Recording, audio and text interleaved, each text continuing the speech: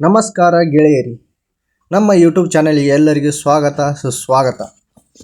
ಬನ್ನಿ ಸ್ನೇಹಿತರೆ, ನಮ್ಮ ಊರಿನ ಕುಂದಗೋಳ ಗ್ರಾಮದಲ್ಲಿ ಶ್ರೀ ಶಂಭುಲಿಂಗೇಶ್ವರ ದೇವಸ್ಥಾನದ ಕುರಿತು ಮಾತನಾಡುವ. ಬನ್ನಿ ಗೆಳೆಯರಿ, ಹಾಗಾದ್ರೆ ವಿಡಿಯೋ ಸ್ಟಾರ್ಟ್ ಮಾಡೋಣ. ಇದು ನಮ್ಮ ಊರಿಂದ ಹಳೆ ಕಾಲದ ಗುಡಿ. ಇದು ಹೆಂಗೈತೆ ಅಂತೇಳಿ ನಿಂಗೆ ತೋರಿಸ್ತೀನಿ ಬಾ ಒಳಗೆ. ನಡಿ ಹಂಗಂದ್ರೆ ಹೋಗೋಣ.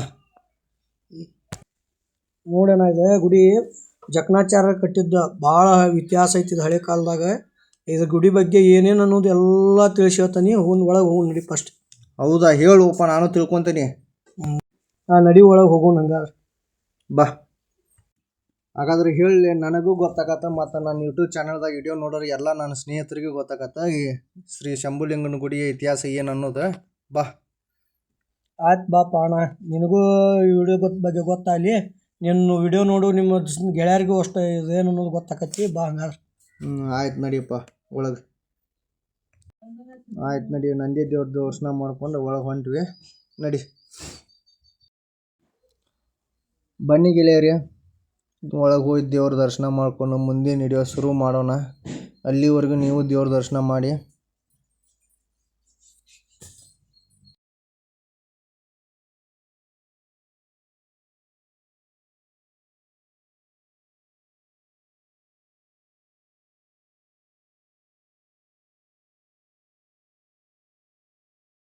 ನೋಡಿ ಗೆಳೆಯರಿ, ಇದು ಸಾವಿರಾರು ವರ್ಷದ ಹಳೆಯ ಕಾಲದ ಗುಡಿ ರೀ. ನಮ್ಮ ಕರ್ನಾಟಕ ಆಳ್ತಿದ್ದ ಚಾಲುಕ್ಯರ ಕಾಲದಲ್ಲಿ ಕಟ್ಟಿಸಿದ್ರಿ. ಏನೂ ಇಲ್ಲಂದ್ರೆ ಒಂದು 11ನೇ ಶತಮಾನದಾಗ ಕಟ್ಟಿದ್ದ ಗುಡಿ ಅಂತ ನೋಡ್ರಿ ಇದು. ಇದನ್ನು ಯಾರು ಅವರು ಜಕಣಾಚಾರ್ಯ ಅನ್ನೋರು ಕಟ್ಟಿಸಿದ್ರಂತ್ರಿ. ಒಂದೇ ರಾತ್ರಿಯಲ್ಲಿ ಕಟ್ಟಿಸಿದ ಗುಡಿ ರೀ ಇದು. ಈ ಗುಡಿ ಇನ್ನೂ ಪೂರ್ಣಗೊಂಡಿಲ್ಲ ಅಂತ ಹೇಳ್ತಾರೆ. ಹಂಗೆ ನಮಗೂ ಅಷ್ಟು ಗೊತ್ತಿಲ್ಲ. ನೋಡೋಣ ಬನ್ನಿ ಹಾಗಾದ್ರೆ ಏನು ಅನ್ನೋದದು. ಅದೇನಂದ್ರೆ ಗುಡಿ ಮೇಲೆ ಇಟ್ಟಿದ್ದ ಕಲಶ ಇಡೋಕ್ಕಿಂತ ಫಸ್ಟ ಬೆಳಕಾಯ್ತಂತ್ರಿ. ಅಲ್ಲಿಗೆ ಬಿಟ್ಟು ಹೋದ್ರಂತ. ಗುಡಿ ಅಷ್ಟಕ್ಕೆ ಉಳಿತಂತ್ರಿ. ಈಗ ಕಳಸ ಇಟ್ಟಾರೆ. ಅದನ್ನು ಅಲ್ಲಿ ಮ್ಯಾಲೆ ಹತ್ತದ ಕಳಸ ತೋರಿಸ್ತೀನಿ, ನೋಡೋಣ ಬನ್ನಿ. ಅವಾಗ ಬೇಸಿಗೆ ಕಾಲದಲ್ಲಿ ಗುಡಿ ಒಳಗೆ ಬಂದು ಭಾಳ ತಂಪಿರುತ್ತೆ ರೀ. ನೋಡ್ರಿ ಗುಡಿ ಒಳಗೆ ಹೆಂಗಿದೆ.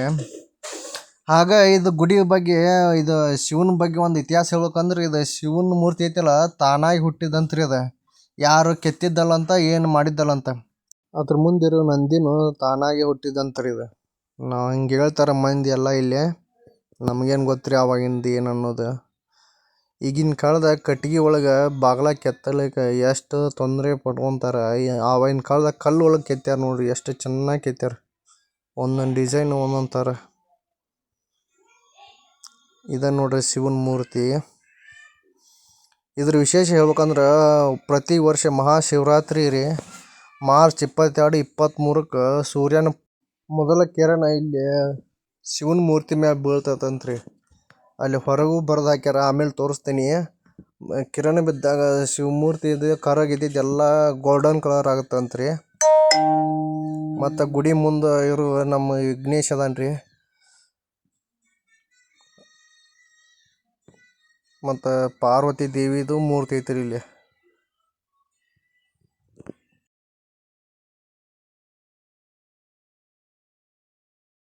ಅದ್ರ ಗುಡಿ ಬಗ್ಗೆ ವರ್ಣಿಸಕ್ಕೆ ನಾ ಹೇಳ್ಬೇಕಂದ್ರೆ ಸಣ್ಣವಣ ರೀ.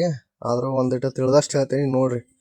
ಈ ಗುಡಿ ಕೆತ್ತಿದ್ದು ಅವ್ರ ಕಲೆ ಬಗ್ಗೆ ವರ್ಣಿಸಕ್ಕೂ ಒಂದೊಂದು ಇದು ಬೇಕ್ರಿ. ಬನ್ನಿ, ನನಗೆ ಗೊತ್ತಿದ್ದಷ್ಟು ಹೇಳ್ತೀನಿ. ಈ ಗುಡಿ ಒಳಗೆ ಕಂಬ ಅದಾವ ನೋಡ್ರಿ. ಒಂದೊಂದು ಕಂಬ ಒಂದೊಂದು ವೆರೈಟಿ ಥರ ಅದಾವ. ಬನ್ನಿ, ಇಲ್ಲಿ ಒಳಗೆ ಕಾಣಿಸ್ತಾ ಕಂಬ ರೀ ಅವು. ಒಟ್ಟು ಒಂದು 60 ಕಂಬ ಅದಾವ ನೋಡ್ರಿ ಅವು. ಈ ಕಂಬನ ಈ ಗುಡಿ ಆಕರ್ಷಣೆ ಇದ್ದಂಗೆ ನೋಡ್ರಿ. ಇದು ಎಷ್ಟು ನೈಸ್ ಅದಾವ ಗೊತ್ತನ್ರಿ. ನೋಡ್ರಿ ಮ್ಯಾಗಿಂದ ನೋಡ್ರಿ ಇಲ್ಲಿ ಹೆಂಗೆ ಕೆತ್ತನೆ ಕಟ್ಟ್ಯಾರ. ಈಗಿನ ಕಾಲದಾಗ ಮಾಡಂದ್ರೆ ಹಿಂಗೆ ಯಾರು ಮಾಡ್ತಾರೆ? ಅವಾಗ ಒಂದೇ ರಾತ್ರಿ ಒಳಗೆ ಹೆಂಗೆ ಕಟ್ಟಿರ್ಬೇಕ್ರಿ ಈ ಕಂಬನ, ಈ ಗುಡಿನ. ನೋಡ್ರಿ ಇಲ್ಲಿ ಎಷ್ಟು ಸ್ಮೂತ್ ಐತಿ. ಕೈ ಮುಟ್ಟಿದ ಹಂಗೆ ಇದು ಮುಟ್ತಂಗೆ ಅನ್ನಿಸ್ತತೆ.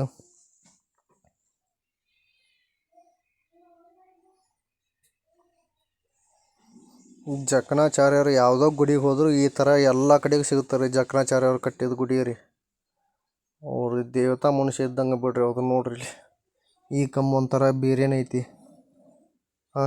ಹೊರಗಿನ ಸೀನ್ ನೋಡ್ರಿ, ಇಲ್ಲಿ ಒಳಗಿಂದ ನೋಡಿದ್ರೆ ಹೆಂಗೆ ಕಾಣುತ್ತೆ. ಬಿಸಿಲಿನ ಟೈಮ್ನಾಗ ಬಂದ್ರೆ ಎಷ್ಟು ನೆಮ್ಮದಿ ಸಿಗುತ್ತೆ. ಮತ್ತು ಹಾಗಾಗಿ ಇದು ಶಿವನ ಪಾಲಕಿ ರೀ. ಇದು ಮಹಾಶಿವರಾತ್ರಿ ಜಾತ್ರೆ ನಡೀತೈತಲ್ಲ ಅವಾಗ ಇದನ್ನು ಹೊರಗೆ ಅಡ್ಡಿಸ್ತಾರೆ.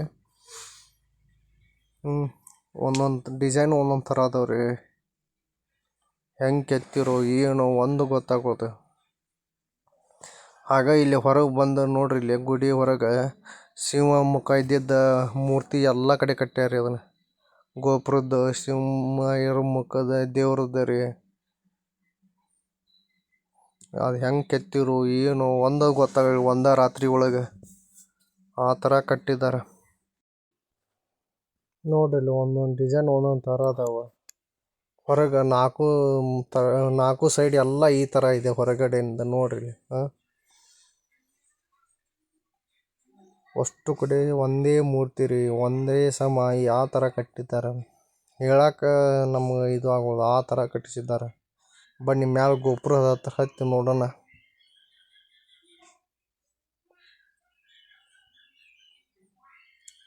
ಬಾ ಇಲ್ಲಿ ಮ್ಯಾಲೆ ಹತ್ತಿ